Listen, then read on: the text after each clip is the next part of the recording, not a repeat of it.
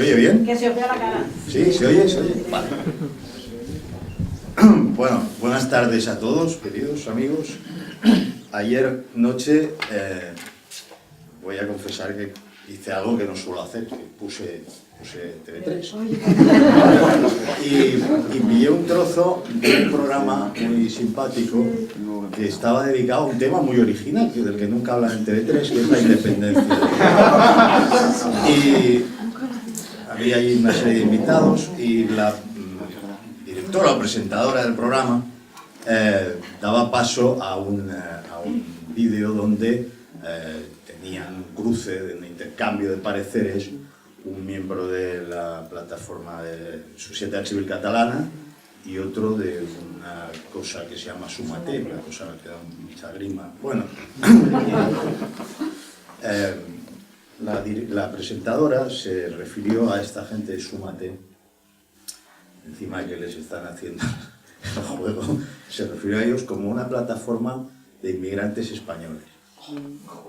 Eso dijo. Con lo cual yo volví a desintonizar TV3, que había hecho durante mucho tiempo. Yo recuerdo, lo de inmigrantes españoles, es decir, si a alguien se le ocurriera referirse en Estados Unidos a inmigrantes americanos, inmigrantes estadounidenses, a gente que se mueve entre los Estados Unidos, dirían, este es un loco, ¿no? Si alguien lo hiciera en Francia, sería una cosa completamente peregrina, ni se entendería, ¿no? Bueno, esto aquí se hace, ¿no? Y entonces me recordó una ocasión en que alguien usó esa expresión en el Parlamento de Cataluña. Y tan pronto como sonaron las palabras de inmigrantes españoles en el Parlamento de Cataluña, una voz clamó diciendo: mis padres no son inmigrantes. Y esa voz era la voz de Jordi Cañas. Y cuando yo vi esa escena, pensé que se había terminado una era. Es decir, que podrá seguir habiendo gente que diga esas cosas tan peregrinas de inmigrantes españoles, pero ya no las podrá decir impunemente, porque hasta en la mismísima representación institucional, hasta en el Parlamento de Cataluña, tienen que oír una voz valiente, precisa y oportuna, como la de Jordi Cañas, que dice: mis padres no son inmigrantes, recordando la evidencia de que estamos hablando de compatriotas,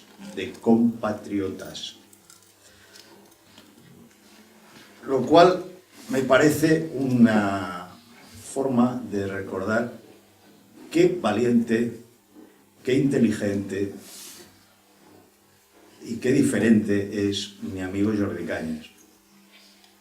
Mi amigo Jordi Cañas ha colocado el estándar de la exigencia ética de los políticos muy por encima de lo que estaba. ¿Con qué cara circularán ahora por el Parlamento de Cataluña los 4 diputados imputados hace mucho tiempo, por casos de presunta corrupción política? Que, por cierto, no tiene nada que ver con la imputación de Jordi Cañas, que no es un asunto ni de presunta corrupción política, ni nada, por cierto, que sea ni siquiera contemporáneo a la existencia de Ciudadanos.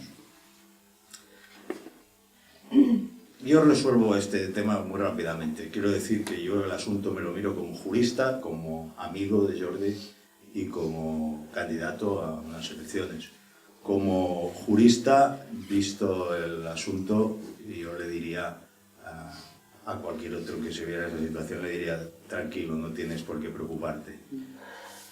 Jordi ya sabe que no tiene por qué preocuparse, lo sabe perfectamente. Como amigo, le quiero decir que estoy muy orgulloso de él, porque ha hecho una cosa que es lo que hacen los hombres de verdad, que es exigirse a sí mismos más de lo que se exige a los demás. Y eso es algo que es propio de este partido, exigirse a sí mismos más de lo que se exige a los demás. Porque quiero recordar que Ciudadanos sí que sostiene que se ha de dimitir cuando está imputado por corrupción política. Por tanto, si Jordi no hubiera hecho eso, no estaría incumpliendo el Estatuto de Ciudadanos. Así que para sí mismos Los miembros de Ciudadanos se exigen una conducta más recta, mejor, más ejemplar que para el resto. Y eso me lleva al tercer punto de vista que tengo, que es como candidato. Yo estoy muy cómodo en un partido que hace eso. Yo estoy harto de un entorno donde pase lo que pase, se busca culpables y se busca depositar todas las responsabilidades en los demás. Esto es lo contrario. Para empezar, yo me exijo más que a los demás. Y luego ya veremos, luego ya hablaremos, cuando se aclaren las cosas. Bueno, estoy tan contento porque eso sea así, que ahora ya, en fin, no solo es que esté a gusto bajo el logo de Ciudadanos en una lista electoral, es que considero que es un privilegio estar bajo el logo de Ciudadanos en una lista electoral. Gracias, John.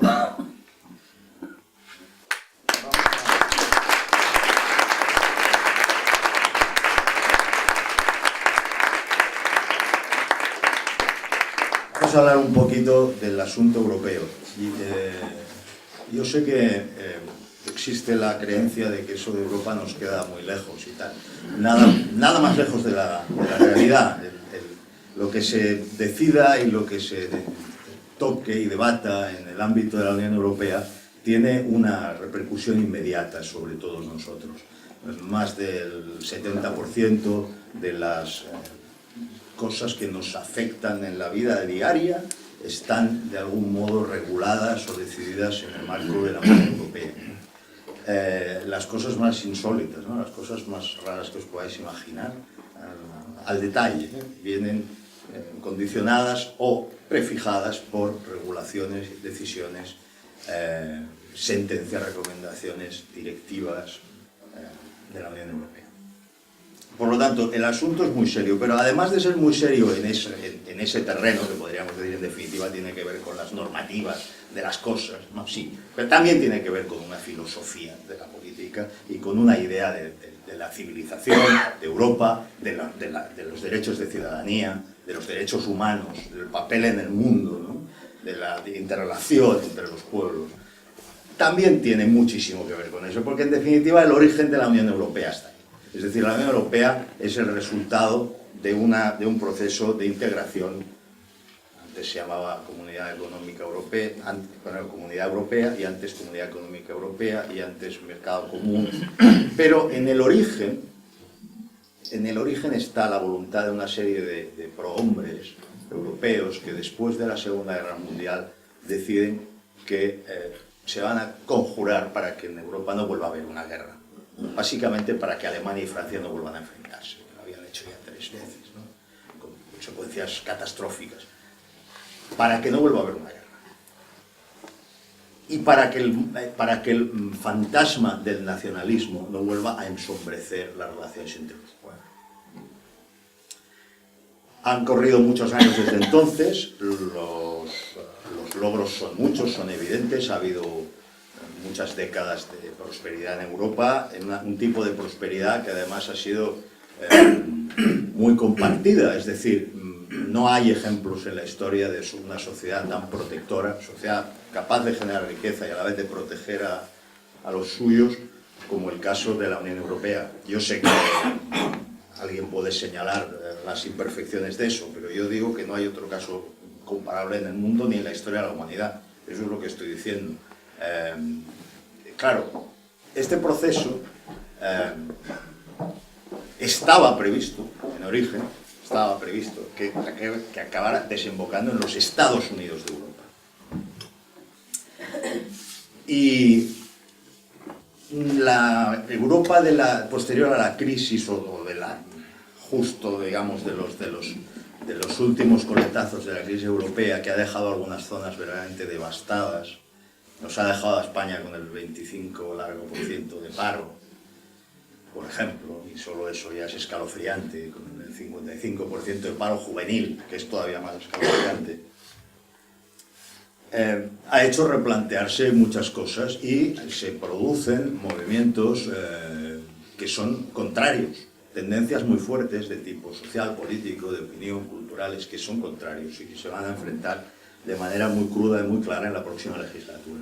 Por un lado están aquellos que quieren volver a las fórmulas proteccionistas, aquellos que en el fondo, bajo uno u otro argumento, regresan al nacionalismo, otra vez fronteras, otra vez aduanas, otra vez controles de los movimientos de la gente, otra vez proteccionismo, otra vez nacionalismos. Y por otro lado estamos los que consideramos que lo mejor para todos es seguir en el proceso de integración. Y que ese proceso de integración, desde luego, en nuestro caso, en el caso español, nos parece que es indiscutible que va a beneficiar a todos los ciudadanos. Tomad solo el ejemplo de la unión bancaria. Tomemos únicamente el ejemplo de algo que a mí me parece muy, muy importante y que se acaba de decir, la unión bancaria. Mira, si la unión bancaria hubiera existido solo 3 años antes, simplemente, España se habría ahorrado un tremendo sacrificio. Vosotros recordáis perfectamente, porque está en el origen de la crisis española, es decir, una crisis internacional, pero que aquí se agrava por la dependencia excesiva de la economía en un sector específico que todos conocemos. La mitad del sistema financiero español se expuso de una manera muy temeraria, se expuso demasiado a ese sector. Un sistema financiero que en más de su 50% estaba compuesto por unas entidades, las cajas de ahorros, que en su práctica mayoría, aunque no todas, actuaban por criterios ajenos al mercado y a la racionalidad financiera. Actuaban fuertemente politizados, con consejos donde lo que se dirimía era quién tenía más poder, más influencia y quién podía beneficiar más a sus amigos, y se les daba unas cuotas a los más pequeños, y ahí participaron todos los partidos políticos tradicionales. Y de ahí una serie de consecuencias. Primero, de la excesiva exposición a ese sector, quiere decir que hay otros sectores que dejaban de crecer, sectores más competitivos, más innovadores, sectores que nos podían poner más en una carrera global, ocupando eslabones en la cadena de valor que son más valiosos, más intangibles, que tienen más que ver con el conocimiento, con la innovación, con las tecnologías. Se prefería apostar siempre por lo que consideraban que era lo seguro, no se decía así, lo seguro, pues vaya, sí era seguro, ¿no? Vaya, sí era seguro. Pero es que además se dedicaban esos fondos por parte de entidades semipúblicas, las cajas eran entidades semipúblicas, se dedicaban a increíbles e incontables obras públicas que en muchos casos eran perfectamente inútiles, salvo para los beneficiados, que eran las constructoras de los amigos de los que estaban en el Consejo, que a su vez eran los que el partido político de turno había colocado. Eso condujo a la insolvencia y a la quiebra, de hecho, ¿no?, de un montón de entidades. ¿Y qué pasó? Pasó que los partidos políticos convencionales, y aquí naturalmente están el PP y el PSOE, pero también están Convergencia y Unión, adoptaron un dogma. Y el dogma es: un banco no puede quebrar. No se puede liquidar una entidad financiera. ¿Por qué? Si se ha hecho en Estados Unidos, se ha hecho en Alemania, ¿por qué no? Es un dogma, y además, si uno planteaba alguna duda a ese dogma, era tratado, yo me lo he encontrado en muchas ocasiones, porque en fin, frecuento ese vicio de las tertulias, de los debates, se le trataba como si fuera un absoluto ignorante en la materia. Hombre, ignorante del todo no soy en la materia, pero sí, ¿por qué le va a usted, no? Esto es sistémico, no se puede hundir un banco, no se puede cerrar un banco, por principio, ¿no? Amigo, yo resultaba ser tan ignorante como la Unión Europea, que ha decidido dar un paso de gigante en la integración con la unión bancaria, uno de cuyos mecanismos principales se llama mecanismo de resolución. ¿Y saben ustedes en qué consiste? En un caminito, en un ítem, donde se indica cómo se liquidan las entidades financieras. O sea que lo del dogma era un trágala de estos listos de los partidos políticos convencionales españoles. A mí ese ejemplo, solo ese ejemplo, ya me sirve para decir, oye, repito, es que si hubiera existido eso hace 3 años, imaginaos todo lo que nos habríamos ahorrado. Es que aquí se ha tirado miles y miles y miles de millones, por ejemplo, una entidad catalana, Catalunya Caixa, Catalunya Banco, no sé cómo se llama ya, no, Catalunya Banco, Catalunya Caixa, ¿no? O Caja Catalunya, o no sé, Catalunya. ¿Cómo se han tirado allí miles de millones para salvar una entidad que al final no se puede salvar porque no la quiere nadie? ¿Cómo se colocó la Caja de Ahorros del Mediterráneo al Banco de Sabadell? El Banco de Sabadell, como podía haber sido cualquier otro, no la quería nadie. ¿Cómo se le colocó? Con un esquema de protección de activos de 16.000 millones de euros. Nuestros, porque han comprometido euros nuestros. Es dinero, lo que se ha comprometido es dinero público. Sale del mismo sitio el dinero público. Sale de nuestros impuestos. Por eso, el rescate europeo de España es de 40.000 millones de euros, pero el coste del salvamento del sistema financiero español es de 107.000 millones de euros. Porque está lo que efectivamente ha habido que poner del dinero europeo y está lo que se ha comprometido para que bancos grandes, es decir, empresas muy grandes, hicieran el sacrificio, entre comillas, de quedarse con entidades más pequeñas. Aún así, algunas de estas entidades no hay manera de colocarlas, como es el caso que decía de la que presidió el ínclito, el inefable Narcís Serra. Es un ejemplo extraído de la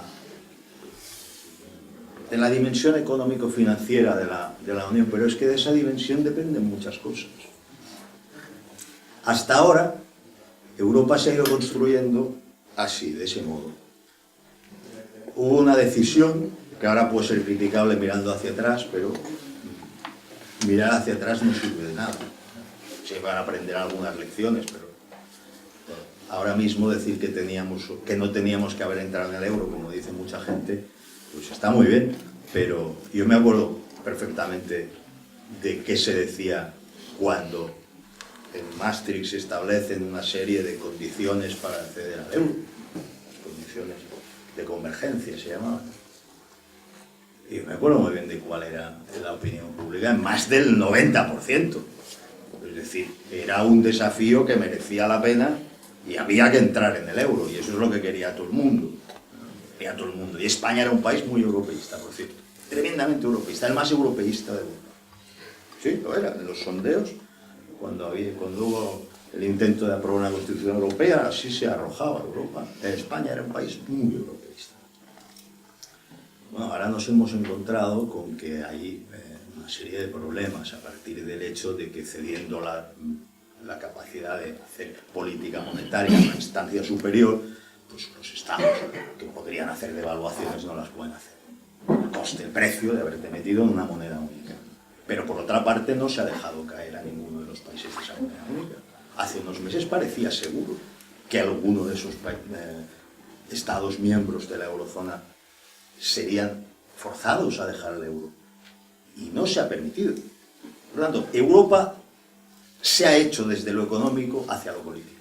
Bueno, ese es su itinerario. Y sigue de lo económico hacia lo político. Algunos lo quieren detener aquí. Y quieren echar atrás, acabaré enseguida, quieren echar atrás cosas como la ciudadanía europea.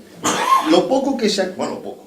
No es poco. Lo que se ha conseguido, que no es poco, pero tampoco es todo lo que se puede conseguir. Lo que se ha conseguido hasta ahora, lo que parecía consolidado, está en peligro.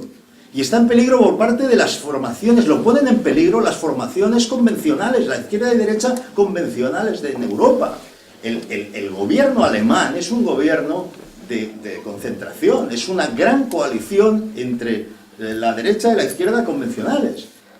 ¿Y qué está haciendo el gobierno alemán? Pues el gobierno alemán está diciendo que va a recurrir a una norma europea que le permite expulsar de su territorio a aquellos ciudadanos comunitarios que llevan 6 meses sin trabajo.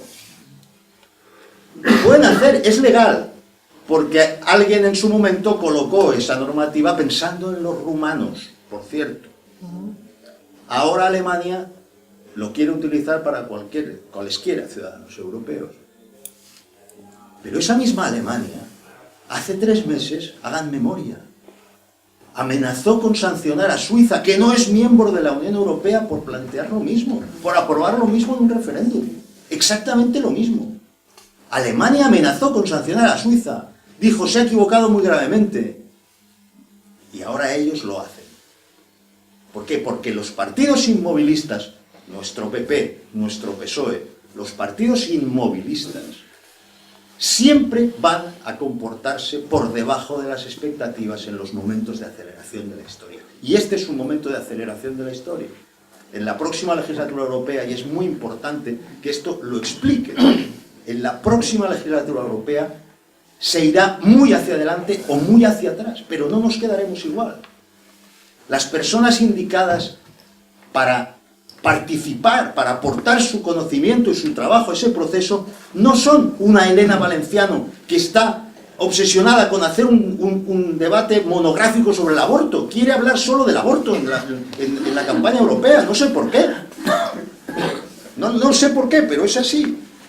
El señor Arias Cañete es un técnico que lo sabe todo sobre la forma de conseguir subvenciones para la agricultura. Pues está muy bien, fantástico, es un técnico fantástico. Pero no está a la altura política del desafío. Porque este asunto es mucho más trascendente. Nos estamos jugando el futuro de un gran proyecto que es la cuna de la civilización, que es el espacio de nuestros derechos y libertades, y es donde esos derechos y libertades, donde esos derechos de ciudadanía, y donde ese milagro de conseguir décadas y décadas y décadas de confraternidad en vez de guerra, se puede prolongar o se puede echar al traste. Esa es la legislatura a la que vamos, una legislatura en la que iremos, en la que todo se moverá, y se moverá mucho, o para bien o para mal, no se va a quedar igual. Bueno, en fin, obvio decir lo que significa que en mitad de un cuadro semejante pues haya formaciones obsesionadas con crear su Estado. Es decir, la Unión Europea se lo ha dicho repetidamente. Antes comentaba Carlos cómo les dan estos disgustos cada vez que lo preguntan, pero ellos lo siguen preguntando y cada vez les vuelven a dar otro disgusto. Lo han preguntado 13 o 14 veces. Yo tengo todas las resoluciones, hay resoluciones escritas, orales. Durão Barroso ya se lo... Perdona, anterior, bueno, es igual. Romano Prodi ya se lo decía.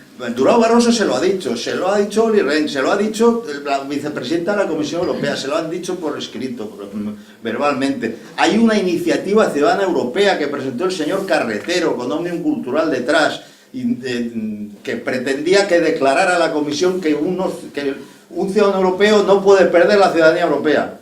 Y se lo encontró por escrito. Sí puede, porque la ciudadanía europea depende de la ciudadanía de un Estado miembro. Bueno, pues que lo pregunten 25 veces más, ¿no? Pues ellos están con su monotema, lo preguntarán 25 veces más, seguirán haciendo programas en televisión hablando de los inmigrantes españoles y tal, y en su locura, ¿no? De acuerdo, pero no tiene nada que ver, como ustedes comprenderán, con el desafío, ni con una lectura global y adecuada y cuerda de lo que está sucediendo en Europa, ¿no? Ahí tenemos que estar. Yo me he pasado ya de tiempo, enseguida acabo. Me he dejado, por supuesto, la mayoría de temas de los que quería hablar, me los he dejado en el tintero, ya lo sabemos, que esto es así. Pero lo que sí quiero transmitirles es la necesidad de que todos nos impliquemos. Que todos nos impliquemos significa que seamos conscientes, los que están ya en el proyecto de Ciudadanos o los que simpaticen con él, de que Ciudadanos no tiene nada que ver con esa visión convencional de las cosas. Somos gente, yo me siento ahí aparte porque estoy en la lista, somos gente que nos hemos metido en esto para hacer las cosas que hay que hacer, no para sumarnos a a un vehículo deteriorado. No, no, hemos metido ahí para arreglar cosas. Por ejemplo, para desintoxicar Cataluña. Aquí estamos para desintoxicar Cataluña. Estamos para regenerar España. Y estamos para aportar nuestra voz, nuestro esfuerzo en un trabajo común para conseguir que Europa siga siendo lo que siempre ha querido ser desde que existe como unidad política también, que es un grupo de 500 millones de personas que sean cada vez más prósperas y más justas.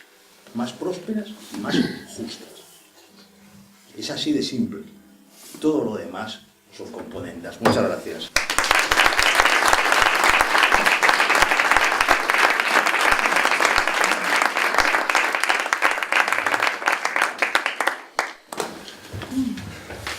Bueno.